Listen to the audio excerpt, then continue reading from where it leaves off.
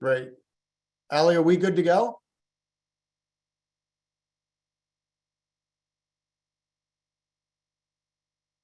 Now we are. There we go. Thank you. Well, good afternoon, everyone, and welcome to the May 31st CTE Committee Public Meeting.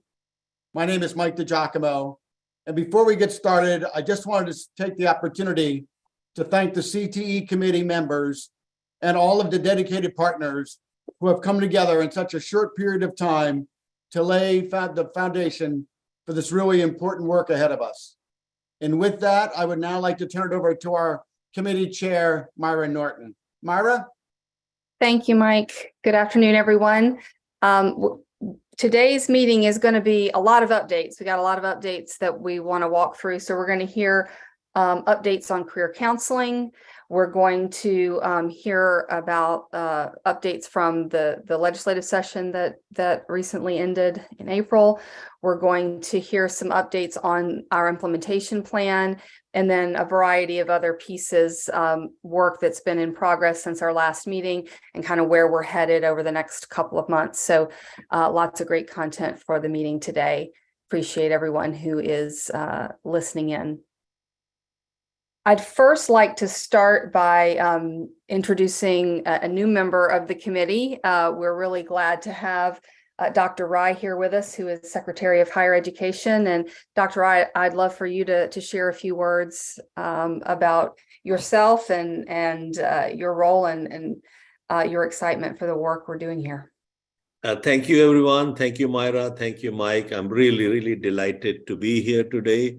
Very much interested in learning about wonderful progress that is being made in the area of career and technical education. My own background, for the last 19 years, I was very closely involved with workforce development, career and technical education as Senior Vice President for Academic Affairs and Workforce Development at Montgomery College. Prior to that, I was the department chair of mathematics at a private liberal arts university in Florida. And before that, I was a faculty member at a campus of Texas A&M International University, part of Texas A&M system. CTE is very close to my heart, and I think it's a very important work. And I think as a state, what we are doing with Blueprint and other efforts and initiatives, it really places us as a state in a very special position. So thank you again. I look forward to hearing from everyone and hopefully contributing to this conversation. Thank you. Thank you so much, Dr. Rai. And also, I just wanted to take a moment. I know we've introduced Secretary Wu in our last session, but we were racing through because we had to get some business done. And if you don't mind, Secretary Wu, I would love for you to give a little bit more of your background and also your hopes for the work that we're doing here as part of the CTE committee. Thank you, Myra. Thanks for your leadership and for sharing this important work. And thanks to Mike and the team for all the hard work they have done around the report and all this committee's activities. Hi, everyone. I'm Portia, newish Secretary of Labor. I feel really fortunate to have worked on a number of workforce issues over the years. I spent some time in the private sector, most recently, where I focused a lot on STEM education and bridging the digital divide.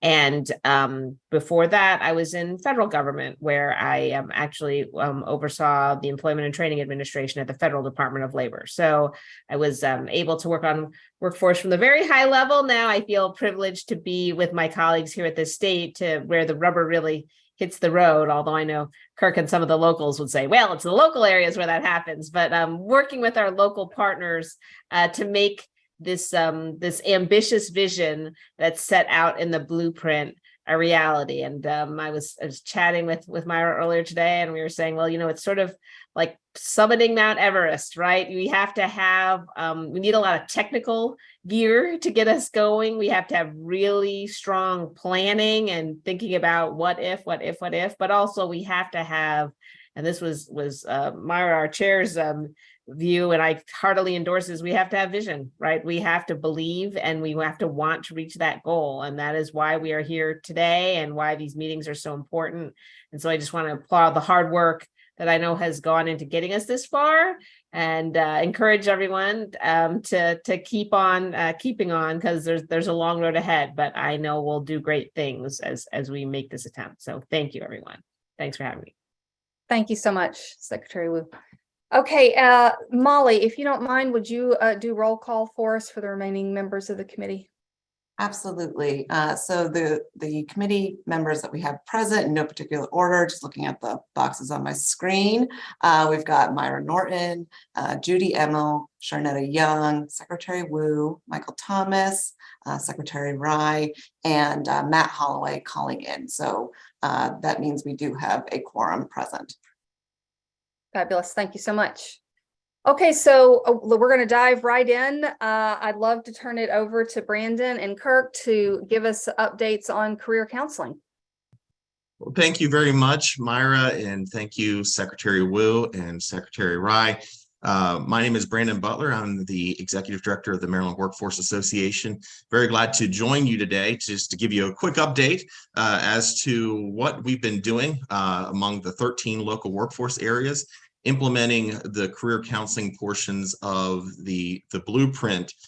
So really right now, our folks are hard at work and making sure that come July 1 that we can hit the ground running for middle school and high school students as we present these career counseling opportunities in the fall. I can tell you that there are some local areas that are currently working right now. Shout out to our friends in Frederick, who have actually right now are going through the interview process for some of these career counselors and have moved into the implementation of the MOUs. There's going to be, as we've been discussing with our friends at the AIB, there's going to be some work to do with those MOUs in the future to make sure that all the I's are dotted and T's are crossed. But we are kind of just pushing forward as we continue. And hey, breaking news! I just heard from Dan from the Upper Shore. He has all 5 of his signatures for the MOUs, so that is also a very good thing. Before I turn it over to Kirk, I just also want to give a quick shout out to Mike and Molly for all their hard work. Also, coming September the 11th, 12th, and 13th is Raising the Bar. It's Maryland Workforce Association's conference that we bring all of our folks together throughout the state, and we're focusing on Blueprint this year in our pre-conference, as well as career counseling, a career counseling track. So more to come on that, but just wanted to give a quick shout out for that. And I'm going to turn it over to the association's president, Kirk Murray. Thank you, Brandon. Good afternoon, everyone. I don't have too much more to add. I think Brandon did a good high-level summary of where we are in the process of career counseling. All 13 workforce areas have been meeting with their local school systems, their community college, and planning, so we're very happy. There's been pretty much agreement and coordination on this, and really no big stumbling blocks on that. The one thing that is slowing us down a little bit is the MOU, is that the AIB is giving more guidance around the MOU. As Brandon mentioned, several of us have created our MOUs and have been sending them around through legal review and for signature, but we put a halt on it because the AIB does want to give a little bit more guidance, as they have been getting more questions as they went through the implementation plans from the LEAs. They realized that there needed to be more conversations around the MOUs. So we're just waiting to get that guidance from that. But I do anticipate that all 13 areas will have the MOUs signed and in place, if not by July 1. I know the AIB is looking at doing a little bit of an extension because of them providing more guidance on this, but we will have those MOUs in place. I know several of the local areas have started moving into the implementation phase of how we're going to actually deliver these services in the school system. Again, as we all know, that the school day is already jam-packed with activities and requirements that students need to graduate. So looking at innovative ways that we can deliver these services in coordination with what's already being done in the school.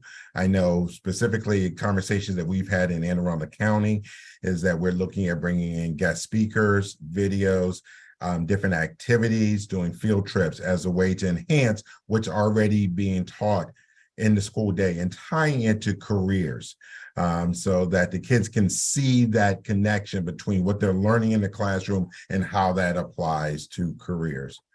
That is a big part that we're working on. And again, as Brandon mentioned, Frederick County has started their process of hiring their career counselors, interviewing for their career counselors.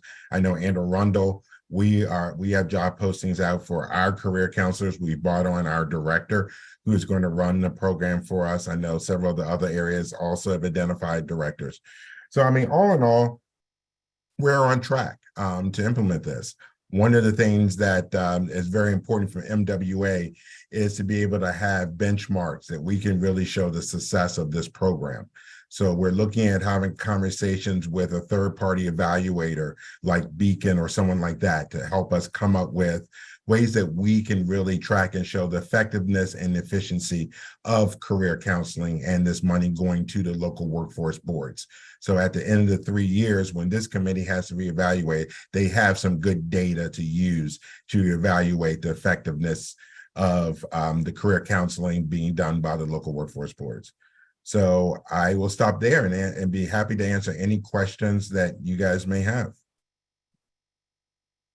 I just want to say that's all very encouraging, and I love what you're saying in terms of thinking about those metrics, because we were talking about this earlier, that what we're really doing, it's kind of like in the world I live in, running startups. It's like running a startup where we're trying to figure out what the right some things are going to work really well, some things aren't going to work as well, and we're figuring that out and then developing a model that says, okay, we know if we invest here, here, and here, we get more kids on these career tracks, we get more kids in apprenticeships, et cetera. So it's just really encouraging to hear, we're out of the gate, we're starting by thinking that way. Yes.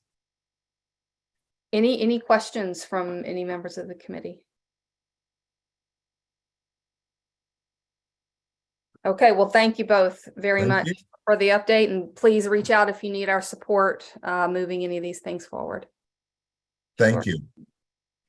All right, so next up, I'm going to turn it over to Molly to share legislative updates. Great, thank you, Myra. Just a few quick updates of some bills that we were tracking. And so the first one, Senate Bill 104, this is the Apprenticeship 2030 Commission, which was signed into law. And basically this creates a commission with the purpose of examining and making recommendations to reduce skills shortages in high demand occupations and provide affordable training for career pathways for young people by expanding registered apprenticeship and supporting the Blueprint 45% goal. That is 45% of high school graduates having completed either a high school apprenticeship or an industry recognized credential. So that's the purpose of this commission that was created under this law. And of note, the commission also consists of several members that are on the CTE committee, or their designee. So the CTE committee chair, Myra, is on this committee, as well as the Maryland Apprenticeship and Training Council chair, the MATSE chair, who's Brian Cavey, who's also on our committee. Secretary of Labor, Wu, Secretary of Commerce, Superintendent, and even the chair of the Governor's Workforce Development Board or their designees is also on this commission. So this commission, will be putting together a report of recommendations at the end of this year. So we'll be tracking that. And then the other bill, just to give everyone an update, it didn't pass or sign into law, but since we were tracking it closely, we wanted to update the committee members on, was the Senate Bill 585, which was the CTE committee alterations. And basically this bill was going to add 2 members to our committee, members that represented skilled trade organizations and career colleges, in addition to sort of developing a more robust list of skilled trade organizations and career colleges in Maryland. So that bill did cross over, but it was recommitted to committee towards the end of session. And so it didn't move any forward from that. So that bill did not pass. All the other bills that we were tracking, we had previously given updates on, didn't pass. So no need to kind of go into those now, but does anyone have any questions on either those bills or any other bills that we were tracking?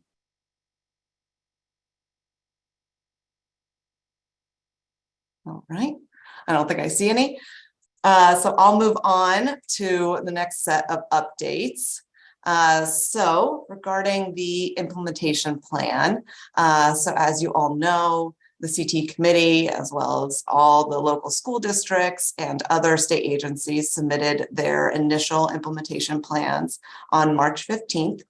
The Accountability and Implementation Board, the AIB, has been reviewing, the 24 LEA plans, in addition to the state agency plans. And so we did touch base with them recently, and they are planning to give us feedback on our plan in the upcoming month of June. So we will keep you all posted on that and kind of share anything regarding that at our next meeting.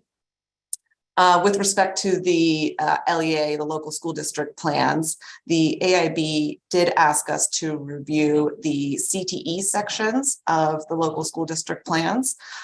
So we reviewed all 24 of those sections and provided feedback to the AIB. And the AIB is basically going to be incorporating our feedback into their feedback to the local school districts. Additionally, to Kirk's and Brandon's announcements earlier, the AIB did also ask the CTE committee to review the 24 career counseling MOUs as well and provide some feedback there. So as Kirk said, we're working with the AIB throughout this week to kind of finalize that feedback and get that back out to the local workforce boards and the local school districts and community colleges who put these MOUs together. So that feedback should be going out soon. And also, I just wanted to commend, Kirk, Brandon, and all the other local boards and the LEAs. I think 6 months, a year ago, we were really starting at zero. And so just to see, I know in reviewing the MOUs to see a really thoughtful, detailed process being put together to support our students across Maryland is really, it's wonderful. So I just want to commend all of you on doing that. So any questions on the implementation plan updates that I was providing? All right. And then just sort of random updates just to keep everyone updated on what we've got going on. Mike, I'll let you take the first couple ones and then I can hop on. Thanks, Molly. Well, the CTE staff has been working with the MSDE staff on an MOU to jointly administer the Perkins funding. We anticipate having a final draft in June for the committee to review and approve. And as part of the Perkins process, we're also working with MSDE on revising the credential processing during the state plan development. So they are including us in the Perkins state plan development, which will start this summer, to develop a process to ensure that the credentials listed are of value to the employers. And we are also engaging with our community college partners to leverage their expertise in the CTE plan to achieve the blueprint goals and milestones. And with that, I'll turn it back over to Molly, unless anybody has any questions on any of those announcements. Great, Molly? Just a few other quick announcements. So Regarding data, a big piece of the CTE committee's, purpose as written in the legislation is this 45% goal. So we've really been working on identifying and defining that and, figuring out how do we actually report on this 45% goal. So we've been working with the Maryland State Department of Education, MSDE staff, as well as the MLDS, Maryland Longitudinal Data System, regarding all this data. So basically MLDS, they take state agency data and kind of can evaluate it and really report on various data streams. So we've been working with them on, how do we report credentials earned and, apprenticeship and so forth. So they would definitely be a big piece of assisting us with our annual report, which is due December 1st, to sort of report on the progress of this 45% goal. Additionally, we're also working closely with MSDE staff to, make sure that the data that's being collected is from the local school districts is the data that we then need to report, because it's going to change, how the wording in the legislation is just going to change sort of how the questions need to be asked a little bit. And, I think with that, we're definitely, we're all data people here to an extent and interested. And so, long term, we're just thinking through how do we use MLDS, which has this long-term data, longitudinal, to really analyze things, what happens after they graduate high school and so forth. So, so exciting partnerships moving forward there. Quick update on the occupational skills standards development. So basically, since our plan's been submitted, we've been having a lot of exploratory conversations to learn, current models and determine the best process for developing these occupational skills standards. And basically, these are standards that are developed that would outline what are the core skills that you would need in order to achieve expertise in a certain occupation.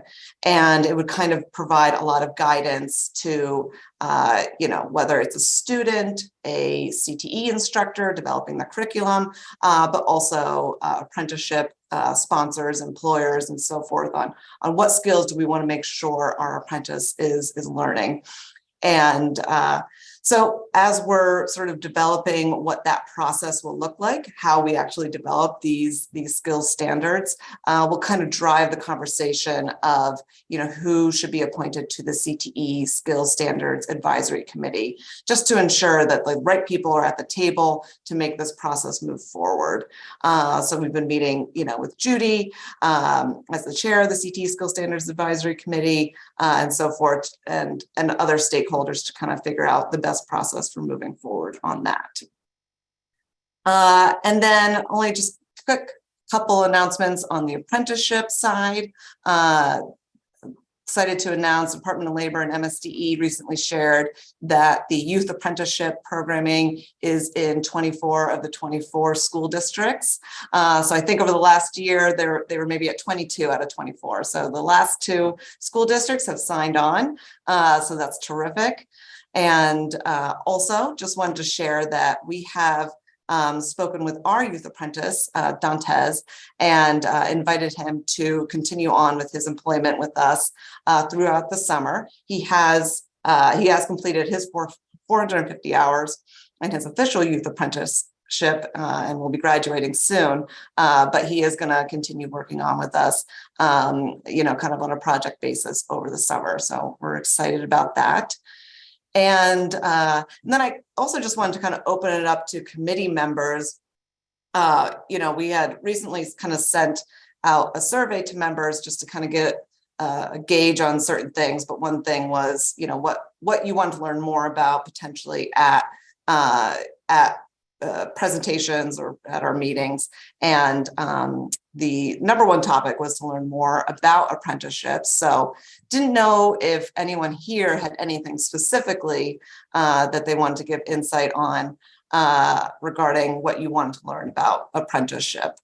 So just kind of wanted to open it up to members if they had any specific thoughts, and then that can guide us on picking the best presenters to really educate us on that.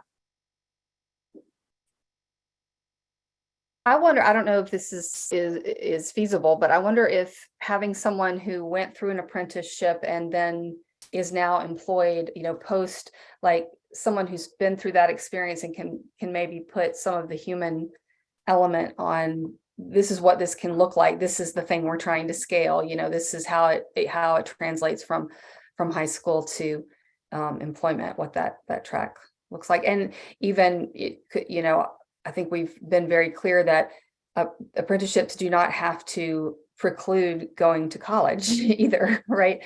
And so there could be maybe if we have one or two folks that have a different set of experiences post apprenticeship. That's one idea. That sounds great. Dr. Wright? Oh, you got unmute. I said some really great things. So, no, excellent updates, very impressive. It'll be nice to get some data. For the last X number of years, this many students have gone to apprenticeship programs. And if we can dissect that data based on different industries, how many building trades, HVAC or others, cybersecurity or life sciences, then try to understand, are there sector-specific challenges in apprenticeships?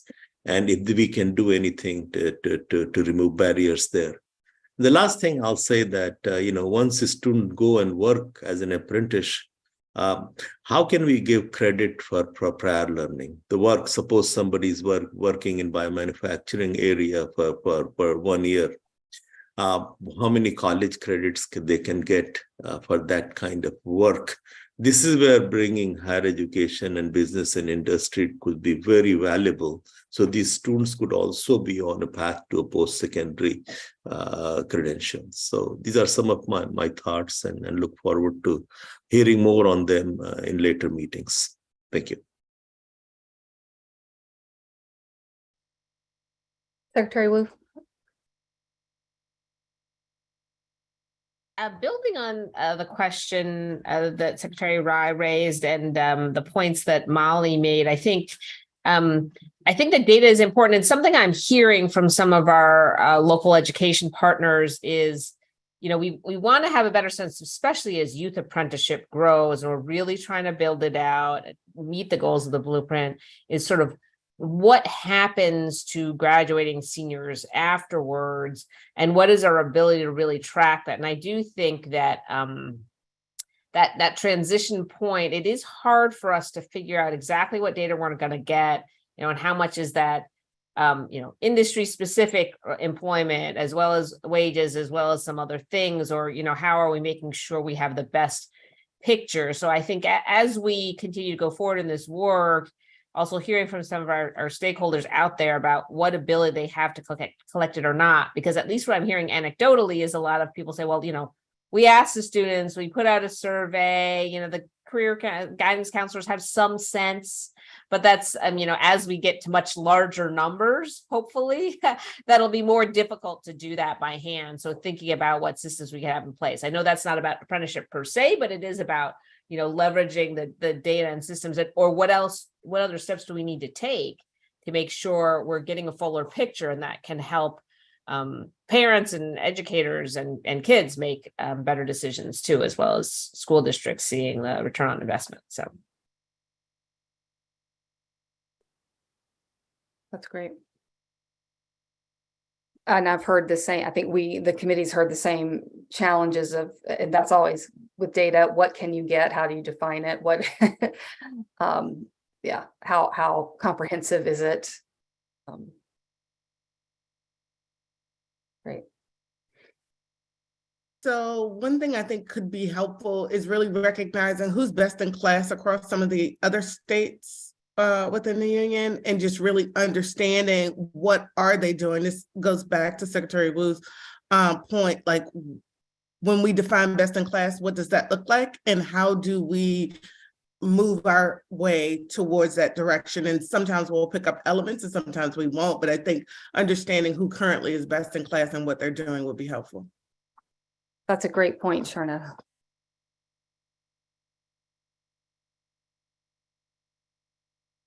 Anyone else? All right, that was really helpful. Thank you, everyone. So I think that gives us some really good ideas to identify, who we should sort of be reaching out to kind of get some presentations for our next upcoming meetings. Thank you. Great. Okay, before we move to, I'm going to talk about the expert review team's plan. And one of the things that I know the committee members know we need to vote on is we're going to propose an extension request. So I'll talk about that in just a minute. But just any other questions on the updates that have been provided so far? Everyone feel like they've got the info they need? Okay, fabulous. So currently, you saw on the timeline, our expert review team's implementation plan is due July 1st. And this initial plan will be a pilot to run in the 23-24 school year. We've determined that we need a brief extension to complete that plan. Mike, Molly, Allie, team's been working to get that in place, but also needs some time with contracted experts, and getting the contracts in place to be able to leverage them has taken a little bit longer. So I know that Mike, Molly, and team have been in contact informally with the AIB. We want to now submit a formal letter to the AIB requesting an extension to September 1st, and that will still give adequate time to implement the pilot for the 23-24 school year. The proposed letter was provided to all the committee members. So let me just start by asking if there were any questions or concerns about requesting this extension.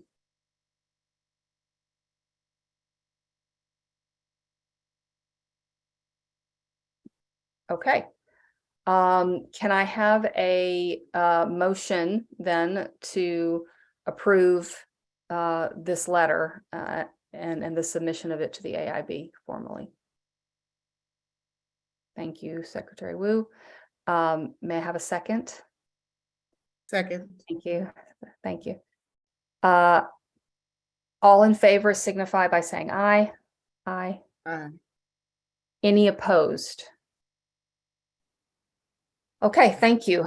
So the motion passes, and team can submit the letter on our behalf to the AIB. Okay. That letter will be submitted. If there are any issues, obviously we'll let the committee know, but we don't anticipate that given the communications that we've already had with the AIB. So no issues there.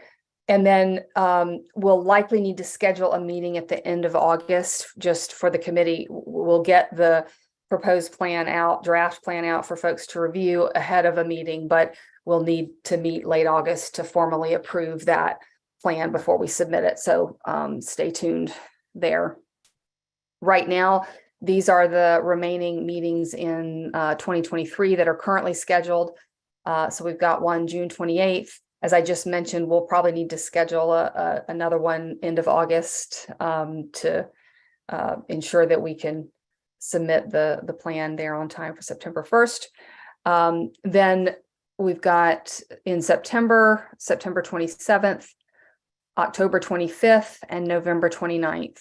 And those will take us through the end of the year. So please make a note of those dates and times. And this is also on the website. So if you need to reference this later, that's where they will be. Okay, any questions, concerns about the meeting schedule? Okay, and also just a reminder, the Governor's Workforce Development Board is meeting June 7th. And this is a hybrid. There's an in-person opportunity here at CCBC. And so would love to see as many of you who can be there in person as can be there, but it is a hybrid option. So, okay, I think that's all I've got for meeting information.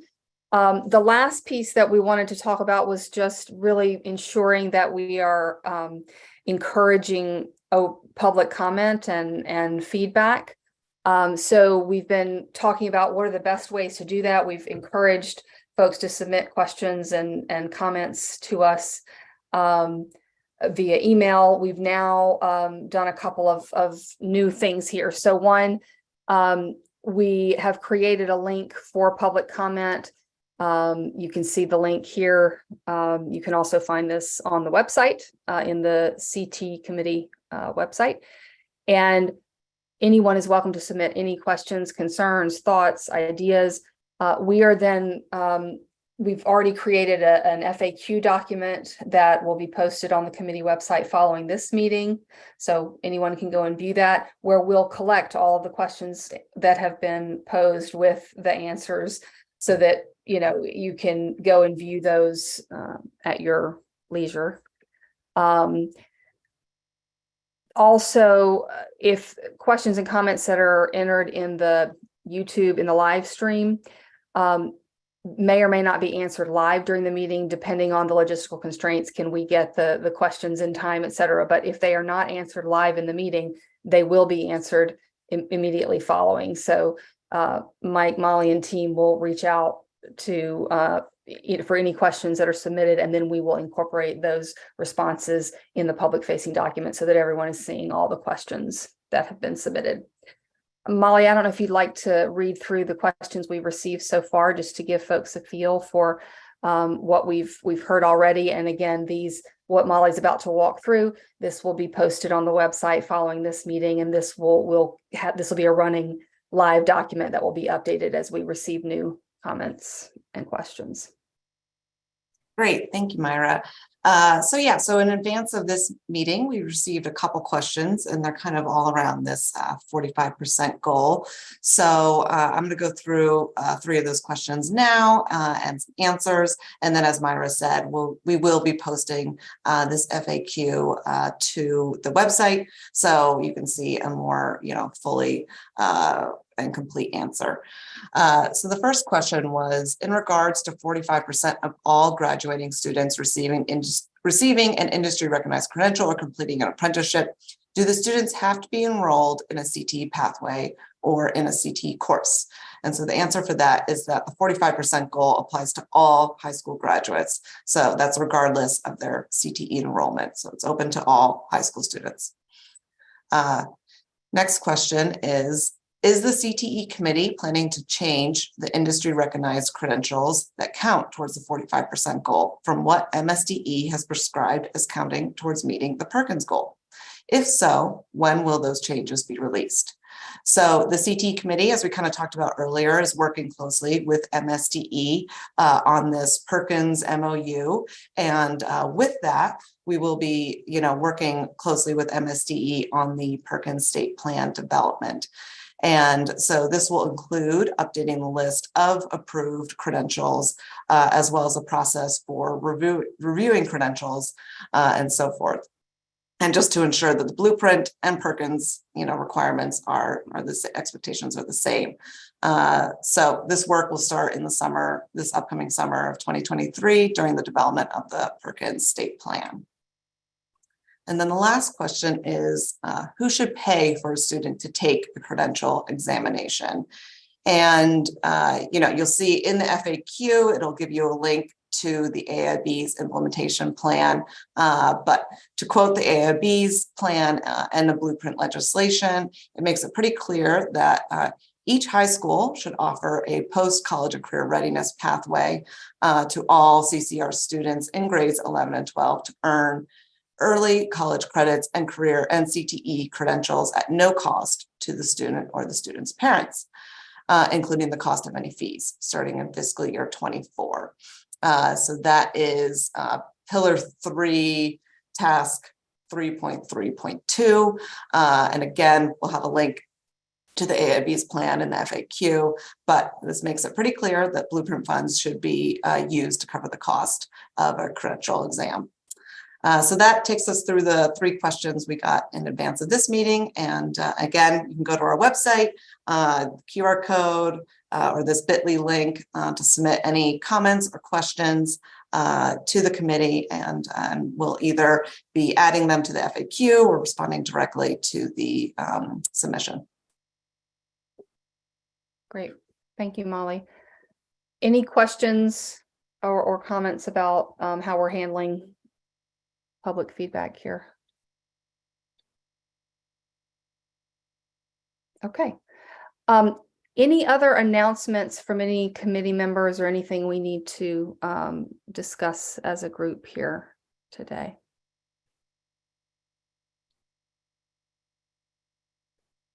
Okay, good. Well, thank you all for these great updates. I want to say a heartfelt thank you to Mike and Molly and Allie, who have been working tirelessly to move all of this forward. And we talk about Mount Everest. This is the technical work of laying routes, and it can be dangerous sometimes. So Not to make it seem overwhelming as a task or anything. right.